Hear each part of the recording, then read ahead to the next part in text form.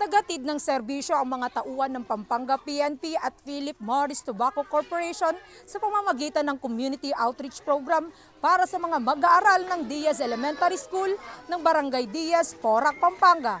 Pinangunahan ng buong kaganapan ni Police Captain Rogelyn Castro, Deputy Provincial Police Community Affairs and Development Unit, bilang kinatawan ni Police Colonel Levy Hope B. Basilio, Provincial Director ng Pampanga Police Provincial Office. Katuwang ang Philip Morris Fortune Tobacco Corporation bilang sponsored sa naturang aktibidad ng nasabing lugar. Kaya naman namahagi ang mga otoridad ng libreng bag sa bawat estudyante na kung saan kanilang magagamit sa kanilang pagpasok sa paaralan. Kabilang sa nasabing programa ay namigay din ng libreng merienda ang Pampanga PNP. Ipinahayag naman ni Miss Cristina M. Lansangan ang kanyang taus-pusong pasasalamat sa hatid na tulong ng mga otoridad. Po ay nagpapasalamat ng marami sa tulong po ng PNP at ng Philip Morris. Kapos po ang mga batang Aita.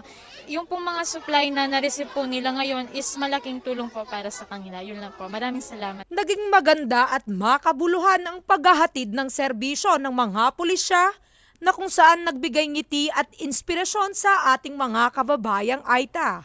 Ibinahagi naman ng mga katutubong Aita ang kanilang magandang mensahe gamit ang naturang kanta. Kaming mga katutubong Aita, lagi na lang sa kabundukan, lagi na lang suot sa hirap, kaibigan kaming may pangarap. Ibig namin lumigaya at matikman ang buhay masagana.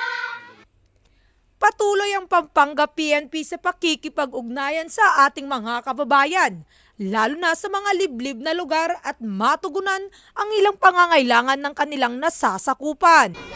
Mula dito sa Porac, Pampanga, ang inyong PNN correspondent, Police Corporal Giselle V. Rivera, alagad ng batas, tagataguyod ng Balitang Pulis.